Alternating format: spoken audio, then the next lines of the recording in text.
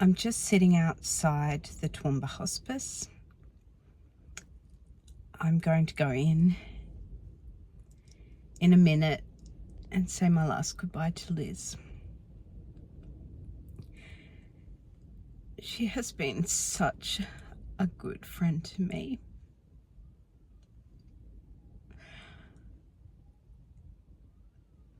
Yeah. And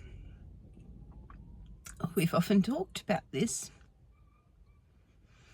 about death, and it looks like this is going to be her last day on earth. I've just talked to her husband Dave on the phone. I got just been out of the loop a little bit because I had a cold earlier in the week, and I had told Liz I'd come in on the Tuesday, but then I had a cold and I knew I couldn't come in. It was a nasty virus. So I've been a bit out of the loop because I know that Liz had got to the point where it was just too tiring to look at messages, and yeah, it was getting on top of Dave a bit too, I think, and then I've heard that he told me today that he's had COVID, so that explains that. And yeah, then I found out, well, I knew that it wasn't going to be long, but yeah, Dave rang me up and he told me to come in today, and then he rang me up to tell me this looks like it's the last day. So yeah, I thought I'd just record my thoughts before seeing her. Yeah. Also a bit worried. I didn't come and see my grandparents on their last day, and so yeah, not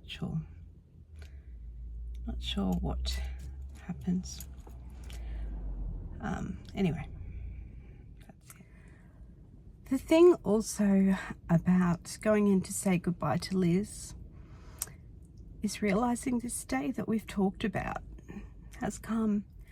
And we talked about it because we knew that we were both in a position that it was going to come. But a psychologist once said to me, when you've been fighting an illness for a long time, the longer you fight it, the more you think that you're going to beat it. But, and you just kind of think that you're going to outlast it. And I guess I kind of do sometimes. And then you're faced with the reality of watching Liz reach this point. And Liz was different to me there. I think she just always accepted that this day was coming. I don't accept it quite as easily. And I admired her for that, because she didn't rage. She just accepted it. She struggled and thought, but she never lost hope. And it's not the hope that she was going to live here on this earth forever.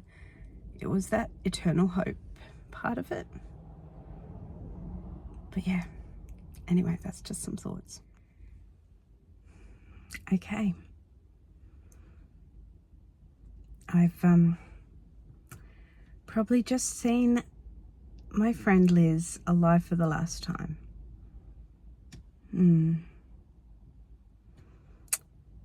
Yeah.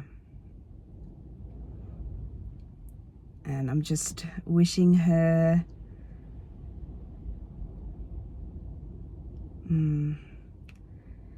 okay, well, it's hard to find the right words, but yeah, I just keep thinking of how when we were talking about heaven or seeing Jesus and whatever, and she's just like, I just know when I die I'm going to see Jesus, or I'm going to heaven was her words. And I guess today, if today is the day, she will see Jesus and she'll see the Lord. And she'll be with him. So amazing. But in the meantime, looking at her body, which is really what they say, the earthly shell, it's at its end, and her breath was horrible and crackly, and yeah, right now it's at the end, and it's sad.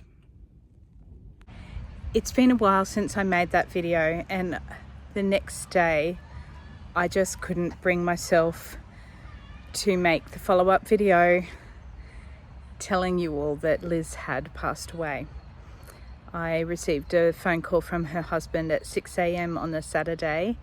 The videos that you just watched I recorded on Friday morning, and at around 4 o'clock in the morning, Saturday morning, my beautiful friend Liz had passed away.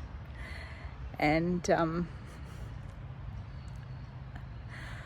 I am just so honoured to have been able to call her my friend. And I know that so many other of her friends would feel the exact same way. She was such a beautiful person, and yeah, she was a friend to so many, and she was just always fun and loved to do things, which is why I'm recording this at Queen's Park. If you look around, it's a beautiful avenue of trees, and I can just remember walking along this avenue with Liz one day. We would often go for walks, and Liz was apologizing, saying, "Oh, I can't walk very fast at the moment." And I was like, I am glad, because neither can I. And that was just some of the beauty of our friendship, was that we were often at the same pace, and that we didn't need to worry. We understood. We didn't need to explain stuff to each other. We understood where we were both at. And so it's really sad that there are no more walks in the park. It's a beautiful autumn day. Beautiful autumn day in Queensland means I don't even need to wear a jacket, even though I'm in Toowoomba, which is one of the colder parts of Queensland. I think if you go over here, I was just looking to see if there's many autumn trees around. Another lovely memory. I'll put a photo tribute up at the end of this. Another memory of Liz was last year. We had gone, and can you see the beautiful autumn tree? It's not that bright, the leaves, is it? But yeah, Liz and I had gone to a breast cancer forum. It's more to do with the ABC group. And afterwards, all the trees outside the city council room that we were at were just in bloom, and it was just absolutely magnificent. And she was the type of person that just loved and appreciated nature, and so we got some photos together, taking advantage of the beautiful backdrop. But yeah, Liz had been asleep, and I had shared with you how she'd been asleep. Her husband Dave was with her. He was asleep, and the nurses woke him up and told him it was time. So he held her hand and kissed her and said goodbye. And then she was gone.